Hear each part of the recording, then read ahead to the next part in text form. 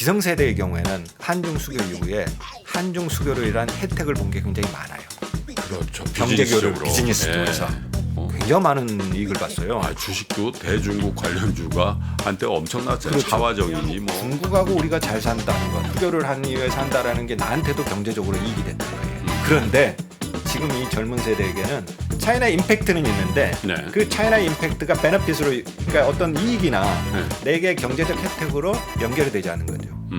이 현상은 홍콩도 그렇고 타이완 청년들도 그래요. 처음에는 중국하고 교류를 하고 이 기업들도 가고 하다 보니까 야 이거 정말 좋다, 나한테도 이익이 된다 그렇게 생각을 했는데 나중에 보니까 이 사람들이 와서 홍콩 아파트값 다 올려놓고요. 그 다음에 타이완 와서 아파트값 다 올려놓고요. 그리고 중소기업들이 망하죠. 물량공사. 예, 이러니까 이제 야 내 취업이 안 되는 거예요. 그러니까 이제 내 이익이라는 관점에서 중국이 아직도 기회의 요소가 있을까? 이렇게 이제 생각하는 흐름들이 굉장히 커지지 않습니까? 네. 이게 이제 젊은 세대들이 가지고 있는 중국에 대한 생각이 기성세대하고는 조금 다른 거죠. 자, 신가대학 스페셜로 여러분 만나고 있습니다. 서강대학교 중국문화학과의 이우경 교수님과 다시 얘기를 나눠볼 텐데요.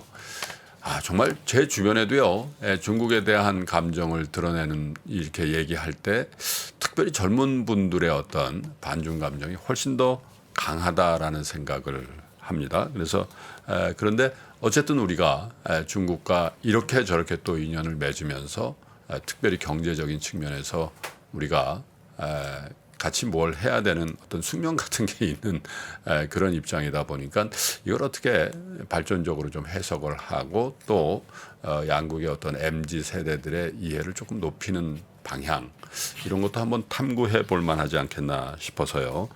이우경 교수님과 더 얘기를 좀 나눠보겠습니다. 부정적 인식의 현황을 한번 좀 디테일하게 좀 그 통계나 자료 같은 걸 좀 보여주시면 좋을 것 같아요. 이제 여론조사를 이제 중국 사람들을 대상으로도 하고 한국 네. 사람들을 대상으로 하는데 예. 그 중국 사람들의 경우에는 예. 여전히 우리나라에 대해서 긍정적인 비율이 굉장히 높아요. 높아요? 예. 오. 그러니까 이제 저 데이터를 보시면 우리나라에서 이제 매년 예. 전 세계 국가들이 대한민국을 어떻게 보고 있는가 이 조사를 합니다. 예. 그런데 보면 한 70% 정도 나와요. 69%, 70%늘 이렇게 나오거든요. 네. 근데 저 수치는 다른 나라하고 별반 차이가 없고 어허. 일본은 우리나라를 굉장히 한 40%, 50%밖에 안 돼요. 긍정적으로 보는 시각이. 일본 사람들이 네, 한국을. 그게 예. 조금 어떻게 보면 서운하기도 하고 배신감을 예. 느끼는데. 그러니까 또 71%는 긍정이군요. 중국 그렇죠. 사람들이 한국 사람들에 대해서. 네, 중국 사람들은 대부분 다 긍정적으로 본다라는 거예요. 예. 근데 이제 저게 조금 그 우리가 깊이 이렇게 자료를 보면 우리가 예. 유의해야 될 부분이 있는데요. 예. 그 전체적으로 한 70%가 나오지만 그 중국에서 MZ 세대 그러니까 이제 청소년들 10대 20대로 내려갈수록 네. 한국을 긍정적으로 보는 시각 그 비율이 낮아집니다. 줄어듭니까? 네. 그러니까 이제 전체적으로 보면 69.4% 70% 정도 되는데 10대는 긍정적으로 보는 시각이 41.1%예요. 현격히 차이 나네요. 예. 그리고 20대는 60%. 음. 그러니까 중국에서도 기성 세대들은 여전히 한국에 대해서 무슨 갈등이 있어도 굉장히 긍정적으로 보는데 밑으로 올수록 그러니까 젊은 세대일수록 한국에 네. 대한 감정이 좋지 않다. 이렇게 보는 거죠. 왜 그럴까요? 갑자기 무슨 교육을 집중적으로 받은 것도 아닐 텐데. 그렇죠. 근데 이제 우리가 우리나라도 그렇거든요. 예. 우리나라도 전체적으로 보자면 뭐 사실 다 안 좋기는 하지만 예. 그 중에 중국이란 말만 꺼내도 이렇게 싫다라고 하는 제일 심각하게 중국에 대해서 부정적으로 보는 세대가 MZ 세대입니다. 그거는 꼭 중국에만 그런가요? 아니면 약간 그 세대들이 갖는 고유의 애국주의 같은 것들이 기반한 건가요? 예를 들면 뭐 그 MZ 세대는 일본을 좋아하고 중국을 싫어하고 그런 건지 아니면 네. 그냥 오히려 MZ 세대들이 보수화되면서 더 애국주의 같은 것들이 각국이 다 그런 경향성을 나타내는 건지. 지금 말씀하신 것, 프로님 말씀하신 것 중에 이게 젊은 세대들이 계속 애국주의되고 보수화된다. 네. 이제 세계적으로 그런다. 그렇죠. 이런 흐름이 있어요. 그러니까 이제 취업도 어렵고 여러 가지 이제 힘드니까 네. 외국에 대해서 배타적인 감정, 네. 그다음에 외국인 혐오, 예. 이제 이런 감정들이 전 세계적으로 일어나고 있고 예. 그런 차원에서 한국이 이 젊은 세대들이 이제 중국을 혐오하는 것, 예. 그다음에 중국 젊은이들이 한국을 혐오하는 것, 이게 이제 같은 일반적인 흐름이다. 이렇게 볼 수 있는 게 있는데. 근데 이제 한국의 MZ 세대들의 경우에는 예. 그럼 중국 왜 싫은가 이렇게 이제 질문을 해보면 조금 여러 가지 이유들이 있습니다. 코로나 그다음에 문화적인 요인들이 굉장히 많아요. 네. 그러니까 이 세대들이 중국이 싫은 이유를 문화적인 이유를 대고 한편으로 한국의 MZ 세대들이 중국을 싫어하는 이유는 이게 어떻게 저는 그래요. 사드 이후에 성장한 세대라고 보는데 예. 이게 우리나라가 수교 이후에 중국하고 감정이 안 좋아지는 두 개의 계기가 있는데 하나는 고구려 역사를 중국이 자기네 역사라고 주장했던 동북공정. 예. 이때 선호도가 확 떨어집니다. 그다음에 두 번째가 사드예요. 근데 이 세대들은 보자면 요 출생 연도로 보자면 동북공정 때 이제 태어났는데 그때는 이제 너무 어렸으니까. 네. 그다음에 이제 사드로 인해서 갈등할 때 주로 이제 성장을 했던 네. 세대들입니다. 그리고 이제 코로나가 터진 겁니다. 아, 3단이군요. 그러니까 이제 제일 최저점에 있는 그게 네. 이 세대들한테 굉장히 큰 영향을 미쳤다는 거고 네. 또 하나는 그래도 기성세대들은요 이렇게 그래요. 나는 시진핑 싫다. 중국 공산당 싫다. 그렇지만 나는 삼국지. 이백두보이 씨는 참 좋아. 나는 진짜 당나라가 너무 좋고 네. 한번 서한 가봤으면 좋겠어. 그런 게 있네요. 이렇게 생각하죠. 네. 그게 뭐 중국 공산당하고는 상관없는 거예요. 그거는. 정서적인 그런 게 있네요. 네. 단 김용의 무협지가 너무 좋아. 거기 한번 가봤으면 좋겠어. 하물며 뭐 예전에 홍콩 누아르 그렇죠. 주윤발 예. 그죠? 예. 그다음에 뭐 중국 장애모 영화 봤던 예, 사람 예. 이제 이런 것들이 쭉 나오죠. 네. 그러니까 이거는 정서적으로 문화적으로 중국을 생각하는 거예요. 우리나라 사람들이 중국을 보는 그 기성세대 인식은 두 가지가 있어요. 하나는 네. 정치적인 역사적인 국가 네. 있고 하나는 문화적인 중국이 있어요. 네.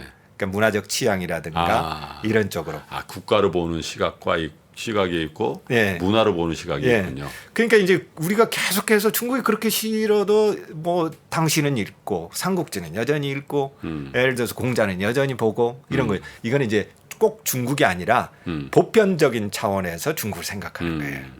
근데 젊은 세대들은 아예 한자도 모르지요. 한자 쓰지도 모르는 이제 한자 문화하고 단절이 됐어요.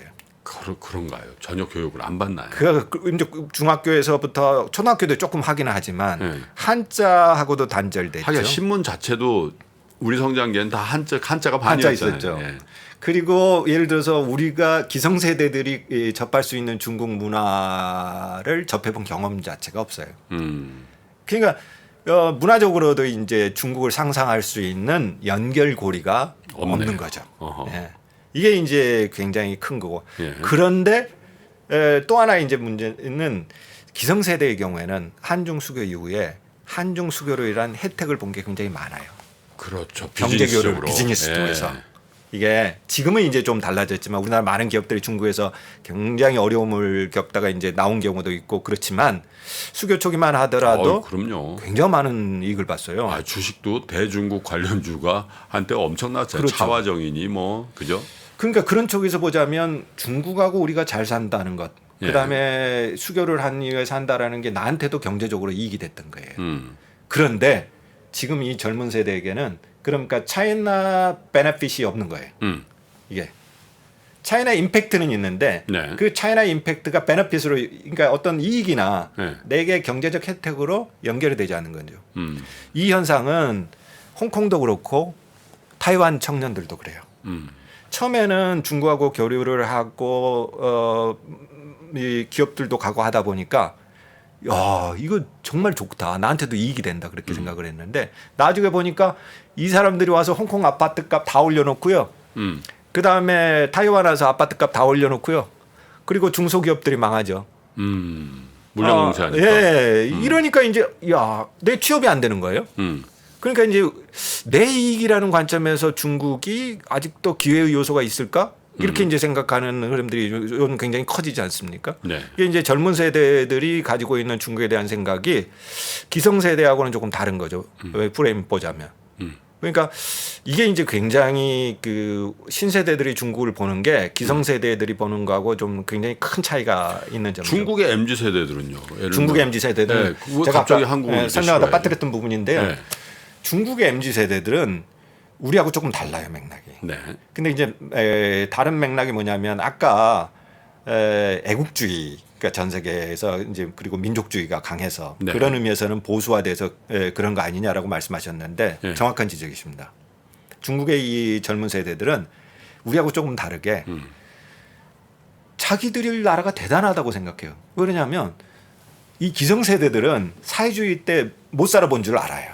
우리가 옛날에 한국 바다 정말 못 살았어. 그때 한국 가봤더니 너무 깨끗하고 잘 산 거야.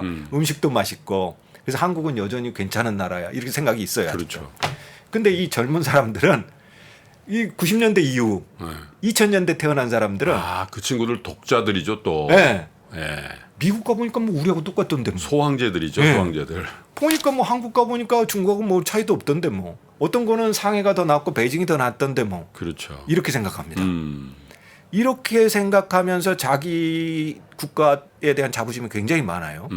그리고 이 사람들은 이제 시진핑 때 더 심해졌는데 애국주의라든가 이런 것들이 아주 체질화돼 있어요. 네. 그러니까 우리나라 괜찮아. 근데 니들 왜 이렇게 자꾸 욕해? 그러면서 애국주의나 민족의식이 제일 강하게 자기들의 마음에 가지고 있는 세대.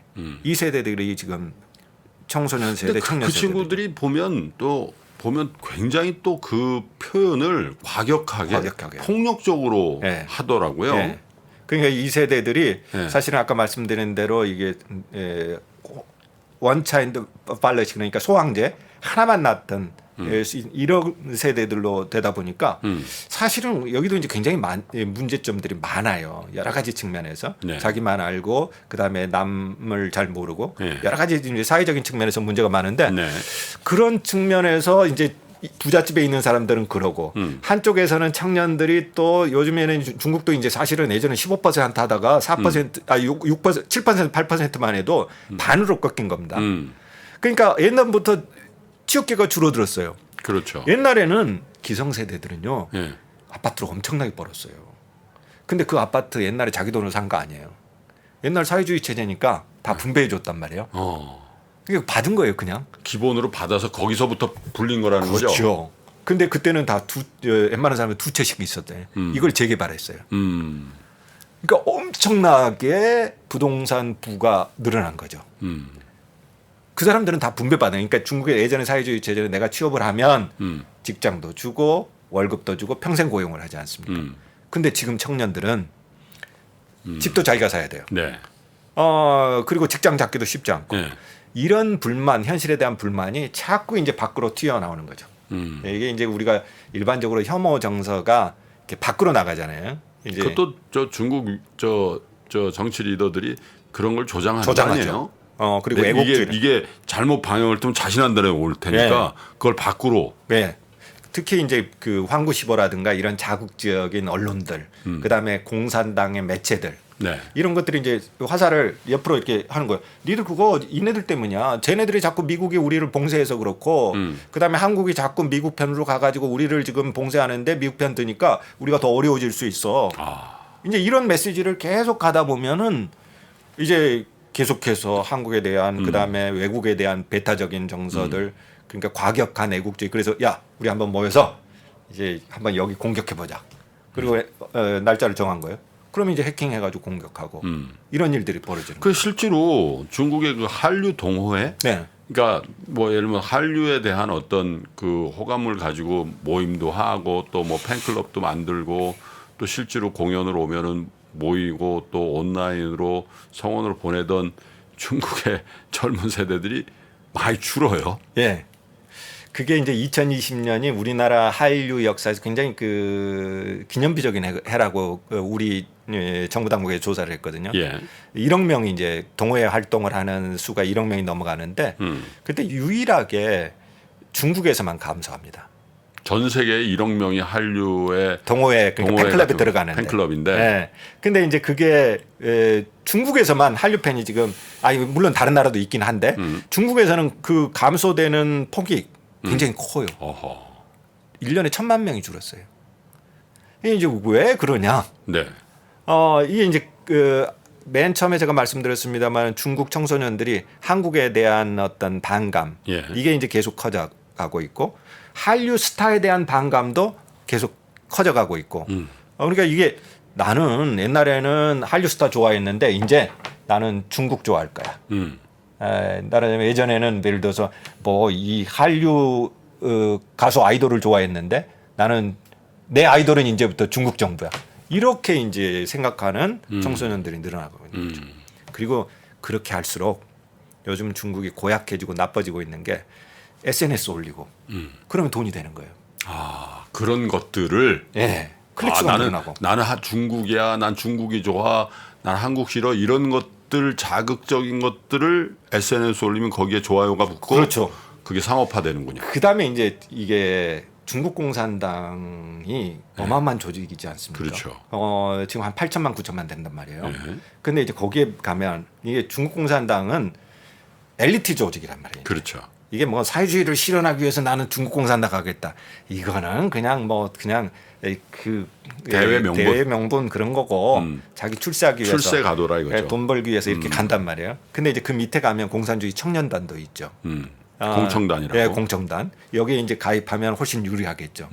그러니까 공천당이 자꾸 이제 가입을 받으려면 이 조건들을 내걸고 네가 어떻게 행동해 왔는데 네가 중국을 위해서 뭐 했는데 그러면 이제 이렇게 활동했다가 보여줘야 되잖아요. 아하. 이게 그것도 업적 성과주의인데. 그죠. 이제 네. 우리 입시에 무슨 스펙 만들듯이 네. 공산당 들어가려면 스펙 만들어야 되잖아요. 예. 그게 이제 자꾸 그런 것들이 일어나고 공산당에서 그런 거 나오면 계속해서 퍼지고 이런 것들. 네.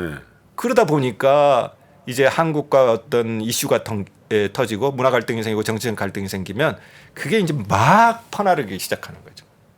그러니까 그게 이제 정서가 되고 예. 그런데 노출이 많은 사람들이 MZ 세대니까. 그렇죠. 그게 이제 그 중국은 이제 중국만 쓰는 웨이보라든가 이런 사이트에서 그거 나오면 계속 퍼가고 한국은 1,000만 명 뭐 리트윗되고 이렇게 되는 거죠. 자, 그러면 이 상태로 계속 가면은 아마 이제 그 MZ 세대들이 우리 사회든 중국 사회든 이제 주축이 되는 그 시기가 곧 올 거 아닙니까? 네. 2040년대, 30년대는 이제 그렇게 될 텐데 그러면 이게 고착화되고 그들의 자식들은 더 심해질 가능성이 더 많을 거 아니겠어요?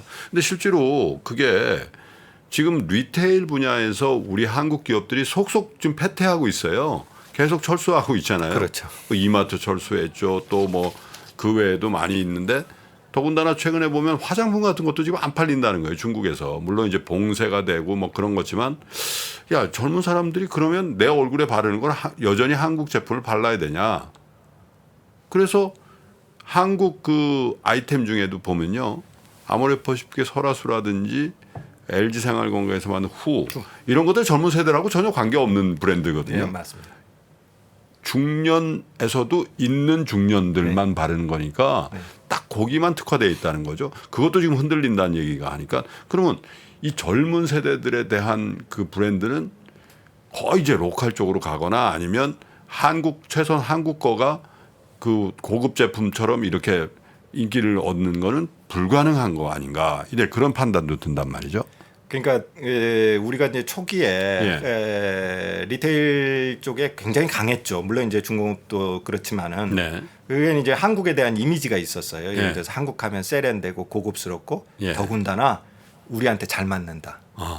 예를 들어서 프랑스 화장품을 쓰는 것보다 뭐 LG 화장품을 쓰거나 아모레퍼시픽을 쓰면 우리한테 훨씬 더 잘 맞고 이게 훨씬 더 좋기도 하고 이제 이런 이미지가 있어요. 가성비가 좋고 한국에 대한 이미지가 이제 그렇게 만들어졌는데 지금 현재 젊은 세대는 그 정도는 없어요, 사실.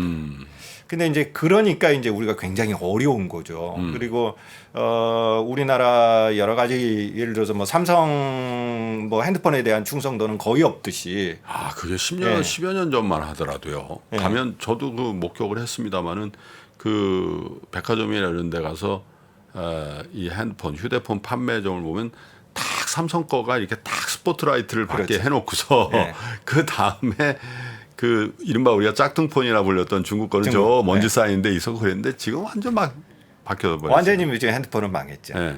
근데 이제 그렇게 보자면 우리가 이제 중국에서 그래도 지금 제일 많이 수출하고 있는 반도체긴 해요. 그렇죠. 그리고 이제 반도체 이런 것들을 빼면 사실은 우리가 그렇게 지금 이익을 보고 있지는 않아요. 지금 우리가 물론 이제 우리나라 수출이 뭐 여전히 많이 하고 있지만 그런데 그러면 이제 우리도 소비 시장이라는 측면에서 새로운 것들을 개발해야 되는데 예를 들어서 이제 그래도 우리가 지금 강점을 가지고 있는 것은 미용, 뷰티 이런 거, 그 다음에 건강, 임플란트 이런 거. 예, 건강 그다음에 건강 식품 이런 부분. 이거는 한국 식품이라든가 건강 산업에 대한 아직도 신뢰도가 있어요. 그래요. 음식이라든가 네. 여기에 대한 신뢰도가 하긴 있고. 자기들 음식이 워낙 좀 문제가 있으니까. 그렇죠. 이건 문제가 있으니까 예를 들어서 분유 같은 거나 아이들을 먹일 이런 것들 네. 이런 것들에 대한 중국 소비자들이 자국 제품에 대한 신뢰도가 없거든요. 그런데 이제 예를 들어서 그냥 뷰티 같은 것도 이런 것도 한국식 뭐 머리 이러면 그게 아무것도 없는데도 불구하고 거기에 이제 보면 저거 우리 중국하고 좀 다른 것 같다. 아직 이런 말하자면 한국에 대한 이미지는 남아 있다라는 네. 거죠. 그러니까 이제 우리가 전반적으로는 실패를 했지만 네. 이제 특화시켜서 어떤 부분을 좀 더 우리가 중국 시장을 파고들 것인가 이게 이제 과제가 되는 거죠. 예전에는 그냥 누구나 가서 돈을 벌어갖고 왔는데 이제는 그렇게는 안 된다는 거예요. 예전에 이런 거 아니에요? 야, 이거 중국 사람 15억인 거 하나씩만 팔면 얼마냐? 이런 생각을 가지고 물론 다 그런 건 아닙니다. 그렇게 중국을 비즈니스 파트너로 생각하는 건 이제 끝났다라는 네. 거죠. 그건 왜냐하면 중국 자체도 이제 그만큼 높아진 거고 이 2만 불 소득 있는 사람들이 뭐 2억 명 정도 되니까요. 그러니까 이제 우리가 그런 식의 중국 접근을 하던 거는 끝났다. 그러면 중국 시장 자체가 끝났냐? 그렇지는 않다라는 거죠. 왜냐하면 우리 옆에 가장 넓은 시장이 있고 네. 그리고 중국은 이렇게 동부의 일선 도시들은 포화 상태지만 여전히 안에는 무한하다는 거죠 아직도. 내륙과 서부. 예. 그러니까 중국이 이제 그걸 포기하고 그러면 동남아로 갑시다. 그러면 동남아 몇 개 국가를 합쳐야만 네. 그런 시장이 형성되는 큰 시장이 중국이 된 거죠. 그러니까 우리가 포기할 수는 없어요. 월가 자본들 아직도 가지 않습니까? 그래서 이제 저는 그렇게 생각합니다. 제가 이제 보면 이제 우리가 금융 쪽에 좀 더 중국 쪽에 좀 신경을 써야 되고 금융으로 우리가 이길 수 있는 부분이 있고 그다음에 반도체 부분도 있고 그다음에 이제 리테일이라고 하더라도 그냥 무조건 들어가 보자. 예를 들어서 이마트는 왜 실패했는가? 그다음에 롯데마트는 왜 실패했는가? 이 부분을 이제 면밀하게 봐야 되는 거고 그다음에 이제 성공한 기업들에 대한 모니터링을 다시 해봐야 되겠죠. 예를 들어서 우리가 성공했던 경우는 오리온이라든가 신라면이라든가 성공한 기업들이 많거든요. 리테일 들어가서. 근데 공통점이 있네요. 오리온도 사실은 그 화교잖아요. 화교인데 네. 거기 딱 보면 한문으로 딱 써 있잖아요. 한국에서도 지금 정 딱 그래야지 한문으로 써 있으니까. 근데 제가 그거 다른 데 가서도 기업에서 강의할 때 말씀을 드렸는데 네. 우리에게는 정이라고 되어 있어요. 네. 근데 우리 뭐 정이다 이렇게 돼 있죠 한자로. 네. 근데 중국 초코파이에는 인이라고 어지린자고 돼 있다면서요? 있어요. 예. 네. 이게 기가 막힌 감각인 겁니다. 그걸 우리 한국 사람 모르는 거죠. 모르는 거예요. 그 감각이 있어야 돼요. 정으로 했으면 어떻게 될 것 같으세요? 안 팔려요. 안 팔려요? 중국 사람들 정은 인정이라기보다도 남녀간의 정을 먼저 떠오릅니다. 정 그러면 약간 조금 네. 좀 뭔가 사적이고 네. 뭐 이렇게 생각하는데 이는 네. 공자가 제일 많이 쓰는 말이고 아. 중국인들이 추구하는 가장 중요한 가치죠. 근데 거기다가 제가 그게 꽤 오래됐어요. 초코파이 딱 보고 인자가 써져 있길 처음에는 정이었어요. 근데 인자는 이거 돈 벌겠다. 이거 누가 생각했는지 중국 사람들 마음속에 콕콕 박히는 거다. 인. 예. 그리고 초코파이 광고는 다 친구 컨셉이에요. 그러니까 초코파이를 먹으면 친구가 생긴다. 이걸 가지고서 계속 광고를 돌려요. 중국인들이 제일 소중하게 생각하는 가치 친구죠. 인이죠. 그러니까 중국 노래방 가면 친구 노래가 제일 많아요. 이게 이 두 개를 잡은 거예요. 그래서 제가 보니까 이거 돈 벌겠다 그러는데 대체나 엄청나게 벌었죠. 그러니까 시골 가도 그냥 초코파이 봉지가 널려 있으니까. 우리 기업들이 사실은 이제 굉장히 어려운 시장이 됐죠, 중국이. 그렇지만 우리가 한번 들어가서 성공하면은 여전히 엄청난 부가 나올 수 있다라는 거죠. 어렵기는 하지만. 근데 그동안 우리들이 너무 쉽게 벌었어요. 중국어를 못해도 갑니다. 위험하죠. 가면 안 되죠. 중국을 몰라도 가요. 그리고 기업에서 직원들 내보낼 때 중국어 못하는데 위에 사람 그냥 갑니다. 가니 중국어도 못하죠. 중국 직원들 어떻게 다루느냐. 어떻게 다루겠어요. 그냥 큰 소리만 치고 있죠. 막다로. 2, 3년 있으면 옵니다. 예. 오리온은 아예 거기다 그냥 거기서 살아라 이렇게 가버리는 거죠. 그러니까 축적이 안 되는군요. 이게 축적이. 우리나라 경험이 그래요. 정치도 축적이 안 되고 경제도 축적이 안 되고 외교 경험도 축적이 안 돼요. 이게 예전에 했던 중국 인맥을 가지고 와야 될 거 아니에요. 그렇지. 근데 다시 리셋해 버려요. 그러면 제로에서부터 다시 시작하잖아요. 지금도 어쩌면 그래야 되는 상황일 수도 있겠군요. 우리나라가 사실은 중국에게 그렇게 가면 집니다. 이게 중국 같은 경우에는 계속 이렇게 축적해 나가는데 우리는 자꾸 리셋을 해버리면 안 되는 거죠. 그리고 그거 어느 기업의 성공 경험과 실패를 정부가 나서서 그것들을 공유하고 그것들을 데이터베이스를 계속해서 만들어 가야만 하는데 예. 그렇죠. 아카이브 만들어야죠. 예. 그런데 이게 경제도 안 되고 외교적으로도 되지 않는 거죠. 이게 우리가 중국한테 사실은 그렇게 하면 우리가 인적인 규모로 안 되지 않습니까? 그러니까 우리는 사실은 제가 늘 그러는데 우리는 집단적으로 나가야 된다. 공유하고 나가야 된다. 팀플레이 해야 된다. 그런데 그게 잘 안 되는데 이제 리테일 시장에서 갈수록 어려워지니까 이제 중국을 포기하는 거죠. 그러니까요. 그런 것들이 최근 들어서도 주식시장에서 굉장히 큰 변동성으로 주어져요. 예를 들면 말씀드린 화장품 업계도 중국이 정말 그 봉쇄 때문에 그런 건지 봉쇄가 풀리면은 정말 우리 화장품이 날개도 다시 팔릴 건지 거기에 대해서 여전히 퀘션 마크기도 하고 한 게임 업체에서 중국판 게임을 냈는데 그게 신통치 않다 보니까 그냥 주가가 추락을 해버린단 말이죠. 그렇죠. 근데 정말 그 한 게임의 문제인지 아니면 중국의 MZ 세대들이 한국에 대한 호감도가 급격히 떨어져 있으니까 저거 한국 게임인지 알면은 앞으로 어떤 좋은 게임이 나와도 전만 못할 가능성이 있는 건지에 대해서도 우리가 잘 봐야 될 것 같단 말이죠. 네. 그래서 과연 우리는 무엇을 서로 해야 되는가? 네. 어떻게 하면은 사실 그렇잖아요. 예전에 어렸을 때도 반에서 그냥 대충 지내도 되는 친구들도 있죠. 저는 여기 앉아 있는데 저 친구 저기 앉아 있는 친구인데 짝이에요. 혹은 옆집 살아요. 그러면 부모님들끼리도 친하고 또 옆에 계속 1년, 2년을 같이 있어야 되면 이거 뭔가 계기가 마련돼 가지고 야 후를 털고 야 너 그랬냐?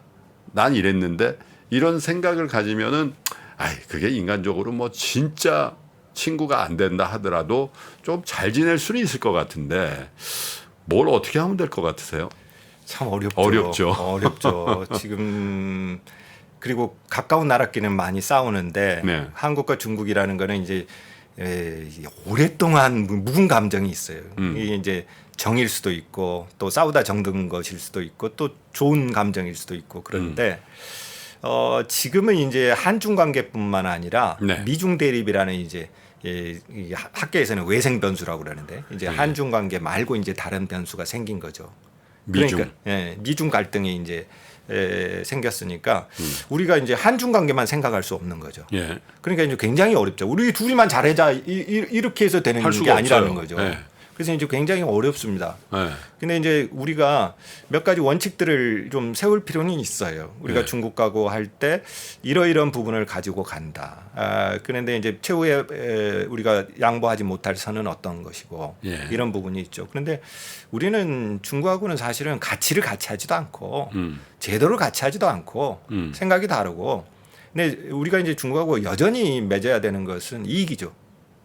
이게. 그 부분이 이제 중국하고 우리가 그리고 우리 옆에 가장 큰 시장이 있기도 하고 그리고 우리가 사실은 세계적으로 봤을 때 우리가 제일 중국에 잘할 수 있기도 해요. 중국을 잘 알거든요. 그래도. 그렇죠. 어느 나라보다 중국의 이해가 우리나라가 우월하죠. 만약에 중국하고 상담이 잘 안 되면 얼른 비행기 타고 가면 되거든요. 가서 해결하면 되는 겁니다.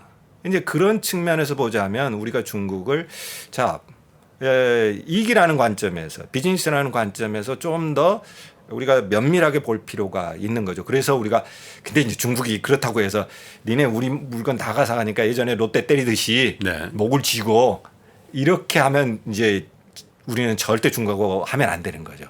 그런데 이제 우리가 이 위기의 시대일수록 그 중국을 보는 눈이 한편으로 예전에 조선 시대에 했던 사람처럼 이념의 눈으로 보면 우리가 중국하고 할 게 아무것도 없습니다. 예전에 이제 뭐 소중화 있고 그다음에 우리가 명나라 죽어라고 사대하면서 청나라하고는 오랑캐 취급했죠. 이제 그런 의리 이념의 눈으로 중국을 보면 이제 우리는 담을 쌓아야 되겠죠. 근데 이제 우리가 실리나 이익의 관점에서 실용의 관점에서 본다면 예. 중국을 우리가 어떻게 잘 활용할까? 이거는 여전히 우리의 화두가 될 것이고 그 각도에서 이제 중국을 볼 필요가 있습니다. 근데 이제 좀처럼 화해의 계기를 만들기가 쉽지 않죠. 쉽지 않은데 그렇다고 해서 중국이 다른 나라로 이렇게 가면 좋겠는데 멀리 가면 좋겠는데 중국 속담에 그런 게 있어요.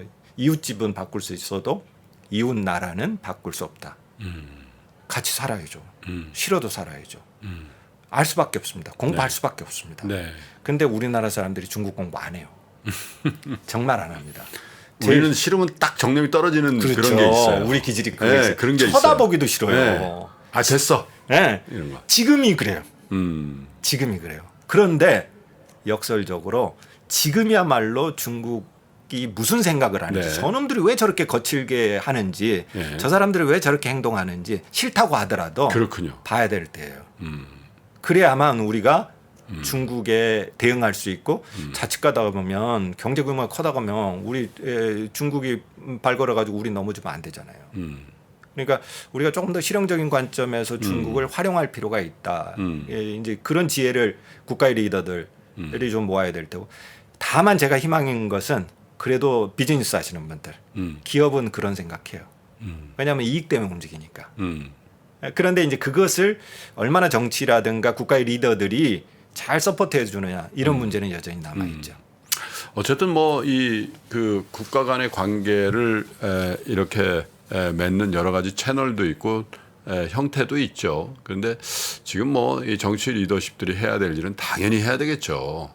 실용 외교 그리고 어떻게 보면 미국과 중국 사이에서 정치, 외교, 군사, 안보 또 중요한 경제 이것을 잘 균형감을 갖고 해야 되는 거는 이제 정부에서 외교 당국에서 또 해야 될 일입니다만은 우리 국민들 차원에서 보면 또 비즈니스적인 차원에서 보면 중국 사람들의 그 정서를 어떻게 우리 쪽으로 회복시킬 것인지에 대한 약간 소프트한 접근 같은 것들이 굉장히 필요한 시기다 이런 생각이 들고 그러려면 이제 중국을 저희가 잘 알아야 되겠죠.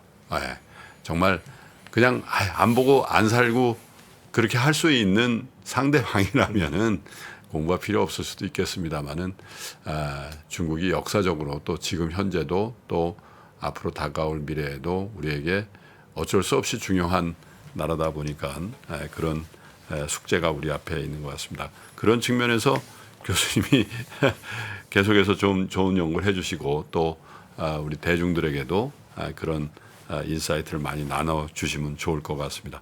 오늘 굉장히 유익한 말씀 많이 들었고요. 또 중국과 관련된 재미있는 얘기 또 이우견 교수님과 저희들이 또 계획을 해서 여러분 만나볼 수 있도록 하겠습니다. 교수님 오늘 고맙습니다. 네, 즐거웠습니다. 감사합니다.